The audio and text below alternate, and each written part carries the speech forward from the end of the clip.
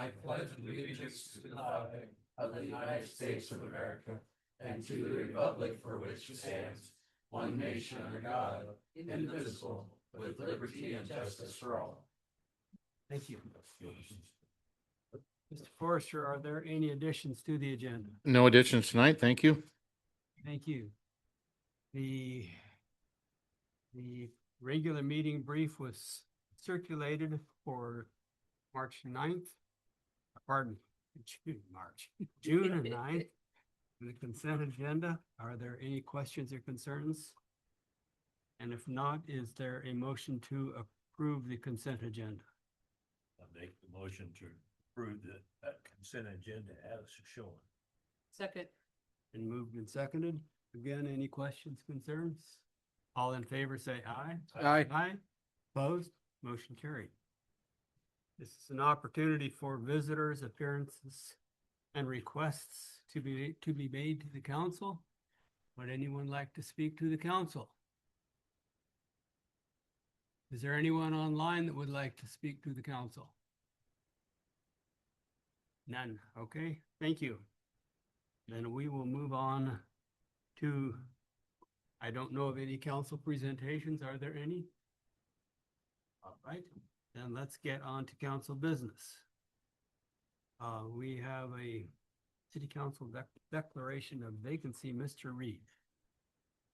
Thank you, Council President. On June 15th, 2026, Mayor Beebe sent in a letter in which he officially resigned as mayor and as a member of City Council effective immediately. Notwithstanding that letter, the charter still requires the council to actually declare a vacancy based upon that resignation. That vacancy would make the position of mayor vacant. The council president will act as the mayor till a new mayor is appointed. It does not automatically, our charter does not automatically elevate the council president to mayor. It's an actual vacant position. And so what the council will need to do tonight is actually declare the vacancy. After that point, we would move forward with an announcement of the vacancy to the community to accept any sort of applications. A normal course would be that we would have those applications due on or before July 23rd to allow you the opportunity on your July 28th meeting to have a workshop in which you could interview said candidates and then make an appointment at the July 28th meeting. In addition, if any of the council members wish to apply for that position, then instead of a formal application, you would simply just do a letter of interest to our city clerk, and then you would be part of that pool of applicants. If a councilor is appointed mayor, then that position would thus become vacant, and then you would go through a process and appointing a new mayor for that. Or, I'm sorry, a new council member for that particular position. Appointed members serve out terms. So this Mayor Beebe's term was set to expire at the end of this year, so any appointment will end at the end of this calendar year. And I'm open to any questions in regards to how the process works. And so really all that needs to occur is a motion to declare the mayor position vacant, a second and a vote, and then it would be vacant. I'll move to declare the mayor position as vacant. Second. And moved and seconded. All in favor, say aye. Aye. Opposed? Motion carried. Thank you. Thank you, council. So then, as outlined, we will have a work session on July 28th to interview applicants. I will tell you that I will be applying for the vacancy. But I will also tell you that I will not be running for filling the term following the term. So just for people's information. Mm-hmm. All right, then we can move on. Anything else, Jared, that we need to Nope. cover on that? All right. Then let's move on to staff reports and requests. Lori Antrim Hooper. Good evening, Council. Lori Hooper Antrim, Finance Director for the record. Staff is looking to pursue a major funding opportunity through the Consolidated Rail Infrastructure and Safety Improvements Program, also known as the CRISI program. This is a highly competitive nationwide program with approximately $2 billion available for rail infrastructure projects. The proposed application would request roughly $16.4 million in total funding, consisting of about $13.1 million in the federal funds and a required 20% local match of $3.3 million. Because the CRISI funding is a reimbursement based, the railroad would also need additional liquidity to front the project costs. In total, staff estimates that $5 million in cash would be needed for the match and the working capital to manage the reimbursement timing. Staff recommends pursuing a large-scale application to maximize the potential infrastructure investment while retaining flexibility to scale the request back if needed during the process. However, this approach would require careful financial planning due to short-term cash flow impacts and the use of an interfund loan. If the grant is awarded, staff anticipates financing the local match and working capital through general fund interfund loan, and that would likely be structured over approximately 5 years and repaid from railroad revenues or other identified sources. The project is not expected to begin until 2028, which provides time to incorporate the financial impacts into our future budget cycles. At this stage, staff is seeking council direction on 2 key points: support for pursuing a CRISI grant application at the proposed funding level, and preliminary support for the use of an interfund loan to finance the required match subject to future formal council approval. Early council alignment will allow staff to proceed efficiently with this competitive grant opportunity. And we are here to answer any questions you have, and Matt knows all about the project if you have questions about that. Yeah, so what she's saying is basically we're gonna build this fund, this grant into 4 cycles, essentially into the one big grant. So, you know, what we need is essentially that bridge loan for that first cycle until we can start those reimbursements and fund it kind of through each cycle separately. Similar to what we did with the Connect Oregon program, we would do all the work in-house. So if you look at the CRISI grant that we just got for $2 million, you know, that grant is purchasing equipment and of course railroad ties, but what's strategic about it is purchasing the equipment that allows us to do this rail infrastructure and replacement. So kind of goes hand in hand with each other. We didn't necessarily plan on putting in for this big of a program or this big of a project. However, there's rumored that this might be the last round. So originally we were structurally in like 4 different rounds and then gonna go 4 consecutive rounds every couple of years. However, with the potential of not being able to fund any more rounds, we figured we could do it all at once. And again, we could always scale back if we didn't feel comfortable. More than likely, we wouldn't even get the notice to proceed for about 2 to 2.5 years. We might even be pushing a 3-year mark before we fund it. What will this allow you to do with the railroad? So what this would allow us to do, very exciting. So what this would allow us to do is, you know, if you look at how we've strategically in the last 10 years worked on the base, right? So we talk a lot about our bridge infrastructure base and our ties, and we've been building a strong base. Well, this would be the next step. So this is all rail. So we would purchase 18 miles of what they call CWR, so continuous welded rail. And we go from Prineville Junction to Prineville, 18 miles of 115 rail with no joints. So the joints are problematic in a railroad. That's a high maintenance area, high probability areas for, you know, potential derailments and stuff. So by doing continuous welded rail, brand new welded rail, we wouldn't, it wouldn't be used. We would get rid of a lot of those problem areas. And it's potentially setting the railroad up for about a 60-year cycle on your rail. It could even go 80 years depending on traffic. So it's a big deal. We would also in this grant, there's a small section in this grant, about $378,000, which would take all the wood structure out of Madras Highway and replace that with just steel. So again, another maintenance piece, replacing it with steel. You know, we don't have to worry about anything for 40, 50 years when we do something like that. It also keeps that load rating up.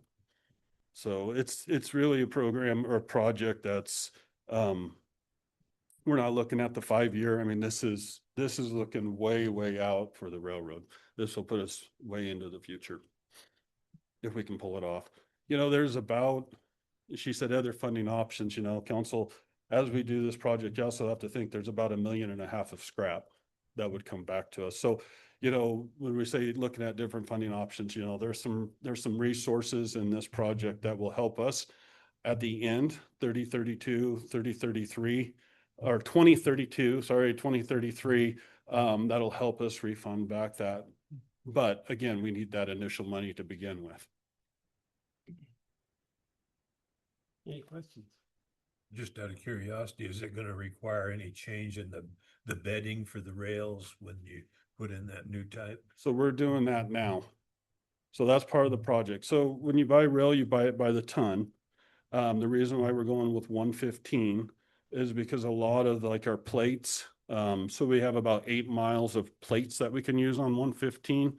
Our switches and everything will line up with the 115. If we were to go with a heavier gauge rail, you know, so for instance, I can buy 6 miles of 115 for $2.2 million right now.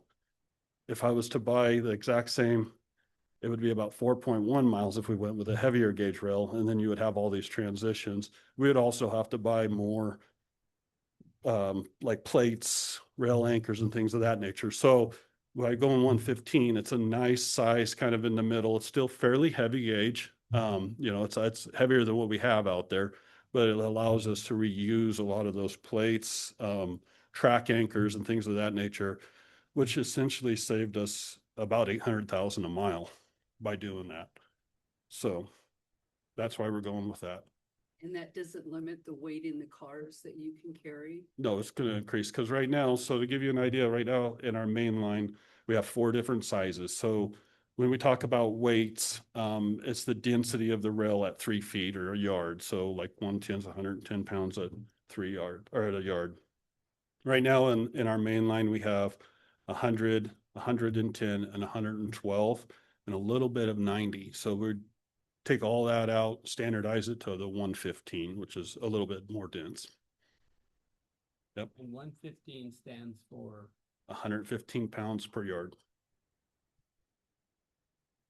So that's the advantage when we're buying this, you know, if you go 132, you know, you're buying it by the ton. So, and then you also have to buy all the accessories, essentially the plates and everything that go with it.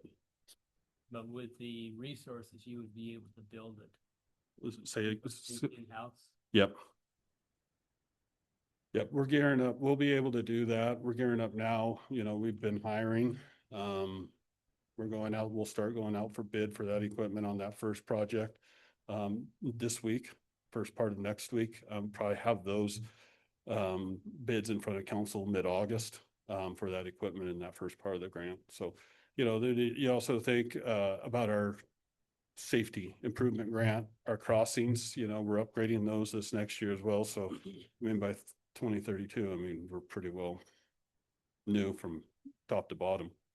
And to look back, it wasn't too many years ago, we had a lot of 90 pound out there. Yeah. And we do, you know, in our sightings and stuff still have even some 75, but it's fine. It's just, you know, out there on the main line, sort of, we need the safety side of it. Yeah. Exciting. Yeah, if we can pull it off, it would be a very, very big deal. So, and then just really quick, you know, as we were going through these grants, something I'd share with the council, you know, we asked for letters of support from businesses, and I think where we up to 14 or 13? Yeah, 14 different letters from businesses on our line submitting it for us to submit to the grant in support of our project and in support of the Prineville Railway. So a lot of them were specific to the business. They wanted to put their own 2 cents on it. So that was really, that was great. It's a great opportunity if we can pull it off. Yeah. I'm seeing a lot of yes head nods. Yes. Okay. Yes. Thanks. Thank you. Thank you. All right, moving on. City manager's report. Thank you, Council President Uffelman. So I have everybody's attention for just a second, undivided attention. I'd like to start out tonight by announcing to the council and the public tonight that I've made a decision to make Shane Wilson the permanent chief as July 1. So I don't want to make a big fanfare about it here tonight, but Shane's been doing the job now for quite some time, off and on. We've called on him, and he's done a fantastic job. He has the support of his folks. He's excited. Casey and I are excited. We did meet with the PD folks yesterday. We sent out all members of the city staff memo, and then advising you guys tonight a formal press release will be released tomorrow morning. So if you don't mind, we could just salute Shane here tonight and welcome him to the permanent.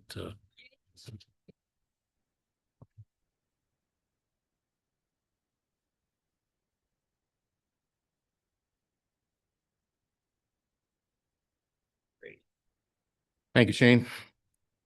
So staying with public safety, Katie completed her management certification program for 911 dispatch, and that's been submitted to DPS-ST. Once Katie receives her certification, she will hold the second highest certification possible in the state of Oregon. Training continues for new dispatchers and call takers, and it's all going well. Aubrey, one of our call takers, expect to be able to go solo in about a month now. PD is going to be very busy during the rodeo by the time this report is presented. So there's a lot of preparatory work that Tom and Shane and the rest of the team have been working on in preparation for the kickoff tomorrow night. Also be participating in the annual chili cook-off with Oregon State Police and Crook County Sheriff's Office on tomorrow night. And all ticket purchases and proceeds for the voting on the best chili will go to a Shop with the Cop program, which, as you guys know, have been very successful. On paper, PD patrol is now fully staffed with scheduling for the busier times of the day. The reason we qualify that by being on paper is, Shane, we do got a couple people out for babies, I think. But our staff, we are fully staffed at the PD, and I don't think that's happened for a number of years. So congratulations on that. Moving on to Public Works, the ASR 2 well house is going. If you drive up by the airport, across the street there, across the highway, you can see that building going up vertical. The design for the unconnected city services is moving along nicely. The pond at the Barnesview Recreation Area is expected to be filled by August, so that's going to be a nice feature for the folks up there utilizing that amenity that we have. North Main paving project is ready to begin at the end of July and will include the Mariposa area. On the railroad side, railroad has completed interviews for its lead warehouse vacancy and has made a conditional offer pending completion of the background process. There is hope for an August 3rd start date for that position. At Meadow Lakes, we've welcomed a new mechanic this past week, and so that is a very critical position, especially during this time of year. Seasonal hiring is all wrapped up. Zach is hoping to begin some cart path rehab in the fall, with others being done next spring. Revenue looks great so far for June. And Dave Holman, who has worked for Meadow Lakes for 33 years, is retiring June 30th. And then will be a reception and a recognition party for him at Meadow Lakes on June 30th from 11:30 to 1. Everybody's invited to that. So I think, if I remember, Zach, are you here tonight? I think he's an original employee when it was built. So I think he's the last one, if I understand correctly. So he was there from day one. So that's pretty impressive. And the good news is Dave won't be going too far. He lives in Bend, has made the commute all these years, but Zach and I were talking about his institutional knowledge, and we're pretty confident that if we need to call on him, if we can't figure something out, like where's that pipe supposed to be or that wire, he'll help us out. So congratulations to Dave. Planning, housing capacity analysis is moving along and expected to be completed early next year. Development continues in the industrial area up on the step up on the hill. Subdivision application came in for Iron Horse this last week, so things continue to move along there. On the IT side, the IT team has been busy performing tower upgrades and is currently working on the Round Mountain Tower, and that's the Round Mountain next to Lookout, and as you look out on east of our community. On the finance side, finance department staff is working on year-end estimates to line up for the beginning of the next fiscal year. We have a new intern who joined the team for the summer, Please welcome Aspen, who is working hard on earning 2 bachelor's degrees. So we'll update you more on Aspen as our summer concludes. Moving on to public relations, Sean Ray is working on content for July and has been busy monitoring social media, economic development, and strategic analytical work that Caroline does so well. Caroline and Matt obviously are working on the Chrissy grant you just got an update on. And finally, on other, Russ is reporting that the fire department has brought on 3 new people to help fight fires that are currently in training. So not unlike the city, fire departments worked real hard to get fully staffed in anticipation of a tough fire season and also just the overall growth. I'd like to point out that one of the things that you guys are familiar with as far as what we do here at staff is we have our Wednesday morning meetings, but we have sometimes we have Kelsey from EDCO join us, but we've asked starting in 2026 to have somebody from the fire department there so that we keep linked up with what's going on, not only with what Shane has going on in public safety, but also from the street department and public works so that we're all coordinated. It's been very helpful to have Russ and or Matt join us periodically at our Wednesday meetings. So that's why we included Matt today. That concludes my report. Do we have any questions? Can I ask Josh a question? Josh, that application that came in for Iron Horse, is that the Lennar? They're gonna start working up there on what used to be Polish? No, so what Lennar purchased has already been approved as the Polish Homes division, so that's completely separate. This would be a new one on Stafford side. On the other side of Combs Flat, so. Thank you. Any other questions? Congratulations, Katie. Yes. Okay.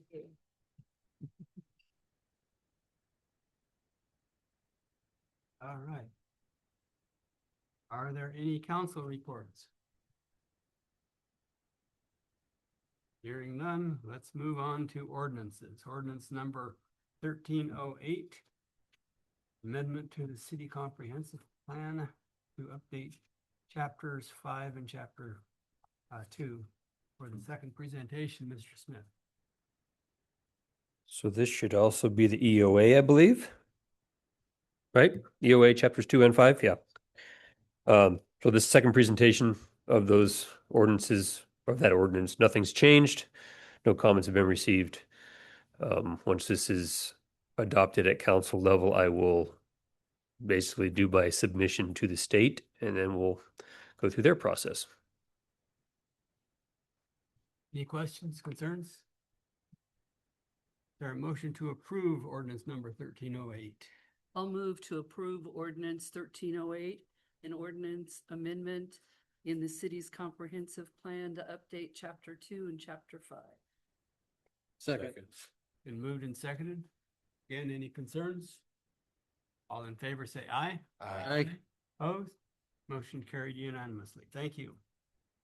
And moving on to ordinance number 1309, implementing the moderate income revolving loan, the MERL program, for its second presentation. Josh Smith. So again, second presentation of this ordinance. We have not made any changes to the ordinance. I will note that the state is coming out with a new guidance document, their third version. I went through their edits today.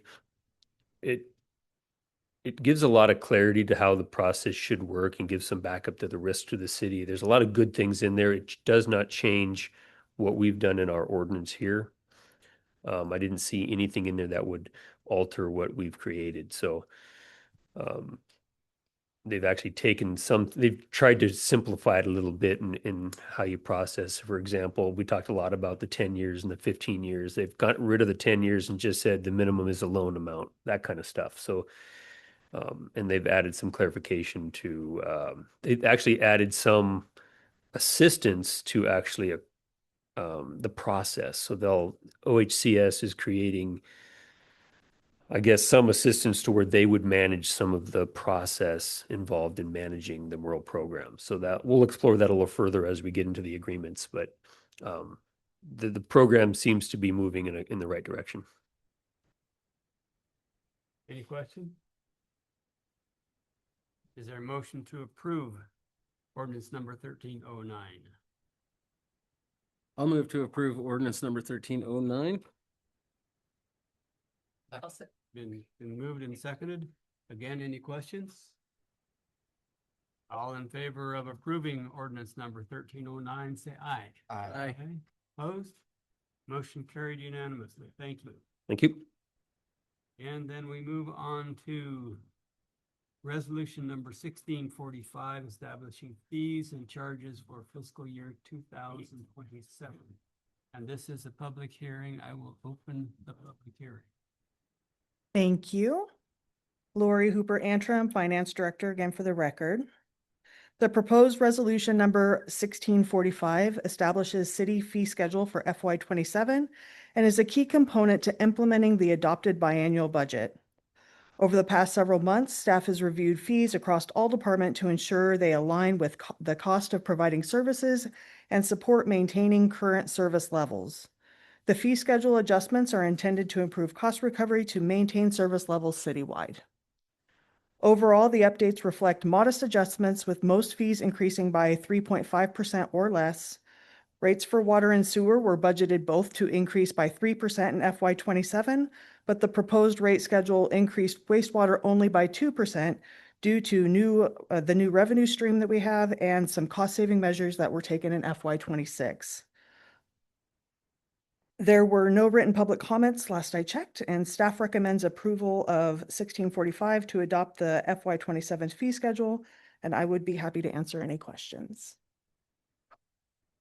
Sure. so the only question I have about the sewer and water, that it says people are charged whether the property is occupied or not.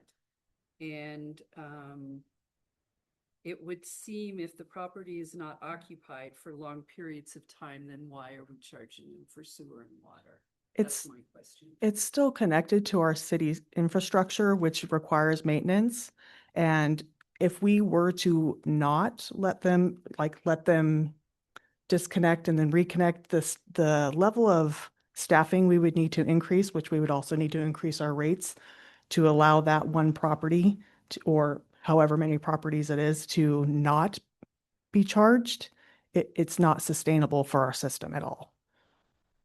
Our rate structure is based on the current fee structure we have, which does not allow for, how do I say it properly here? It doesn't allow for a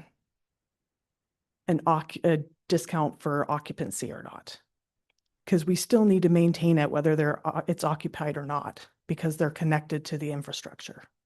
I think there's another way to explain that, Janet, that helps me with the same conundrum that you're concerned about. One of the parallels that I think helps us with that is the power company. And if you think about somebody like myself that's a farmer, so we have to pay for the service at a farm, regardless of whether we use it or not. Even to the point where if we don't use it, we still pay an allocation. So they estimate what our usage would be. So why is that? Because they have to have a system that if I go over and turn on 200 horsepower pumps, they start. Not unlike our city water system. So if somebody comes home for vacation and they show up at midnight on Sunday night and they want to take a shower, the system works. If we turn it off and abandon it and save a little bit of water on our production side and then go turn it back on, when they call, there's a significant cost for us to do that, not unlike the power company. So what somebody's paying for who signs up for city water is whether they use it or not.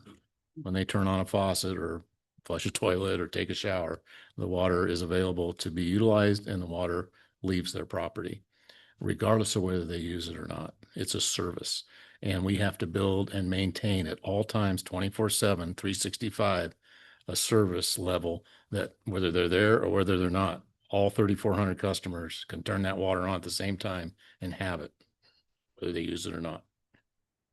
And people can unhook. If they're going to be gone for 2 years, it might make sense. If they're snowbirds, it does not make sense.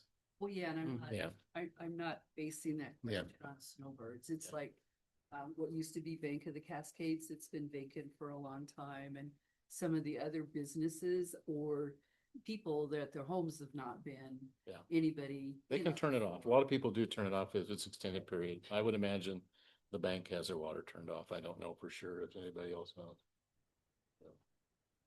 Casey, you know? Good evening, council. For the record, Casey Kaiser, City Prineville Public Works Director and Assistant City Manager.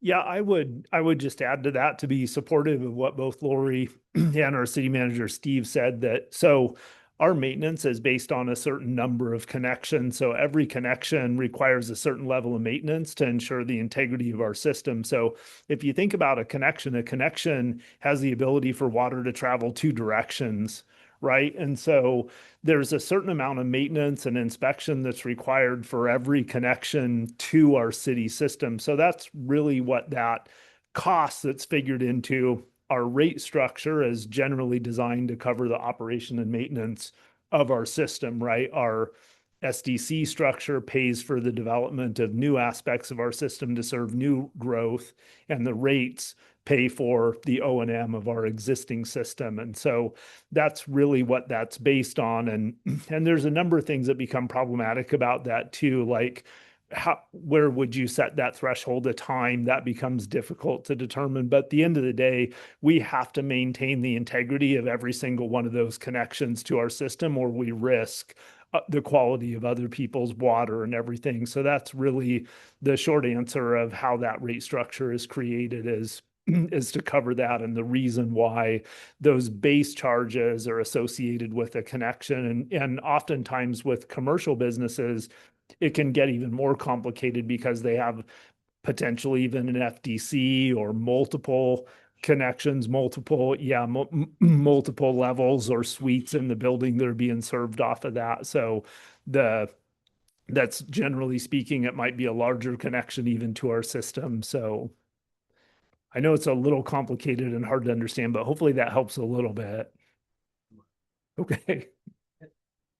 I'm gonna say right up front, it's a legit question. Yeah. Absolutely. I have relatives that are snowbirds and they chewed on me, well, why is that? And I've explained it the same way.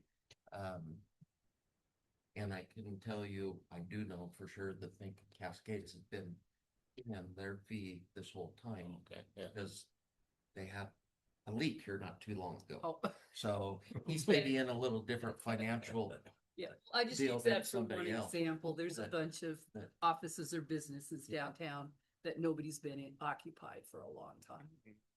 I always explain it as you're reserving your capacity. Yep.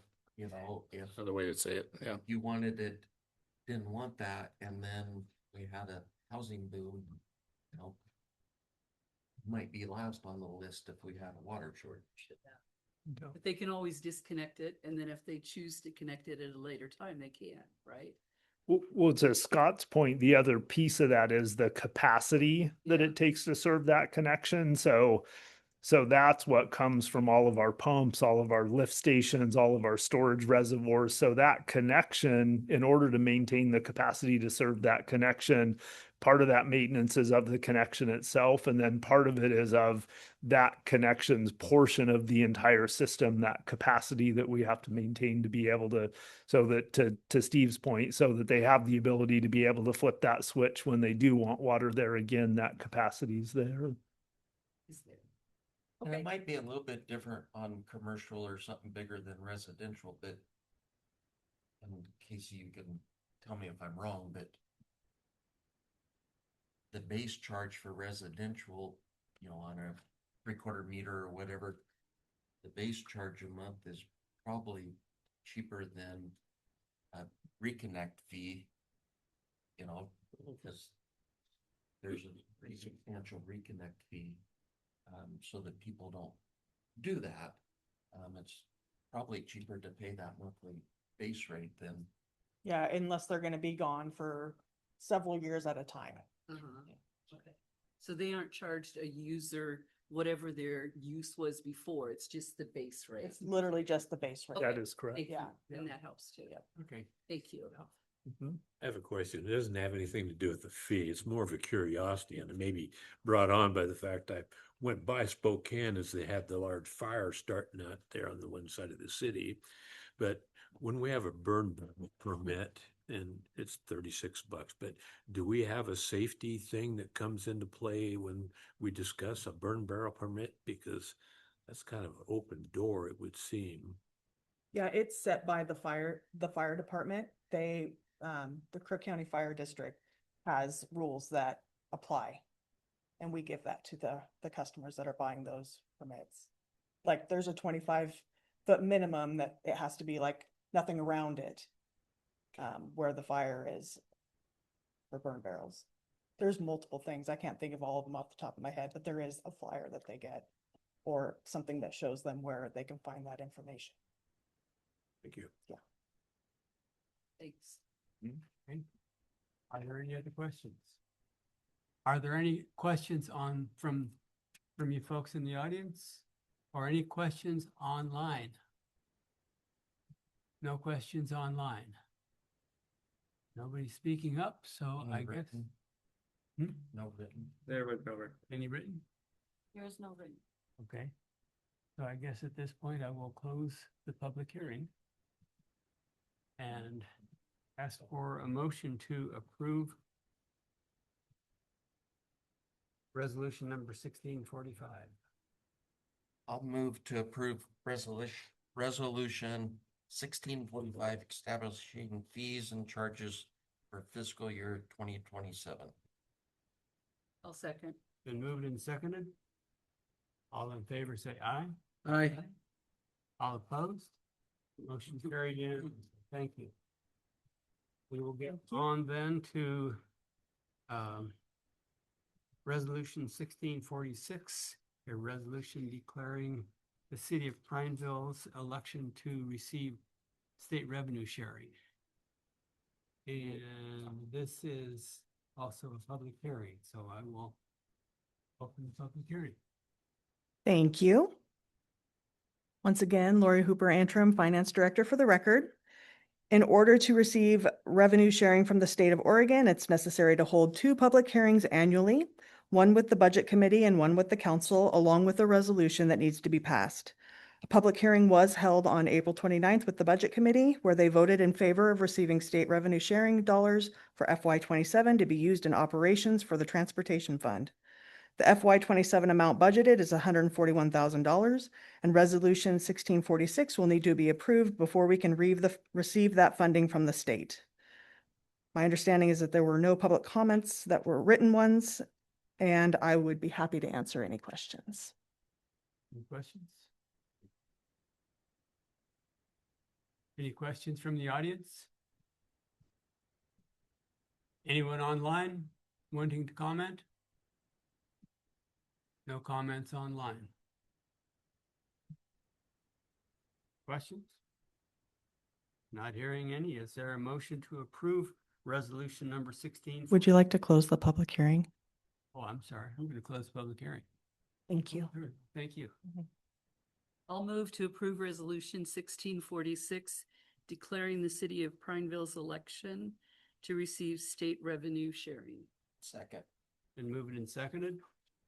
Questions again? Hearing none. All in favor say aye. Aye. Opposed? Motion carried. Thank you. That concludes what we have on the agenda, except we are open to visitors' appearances and requests if anyone would like to speak to the council. I don't see a whole lot of hands raised out there, so is there a motion? Can I say one thing before we close the meeting? I just want to thank Mayor Beebe publicly for his service and to the city, 15 years, and we appreciate his leadership. He'll be missed. Thank you. Any other comments from the council? Okay. Is there a motion to adjourn the meeting? So moved. Second. All in favor, say aye. Aye. We are adjourned.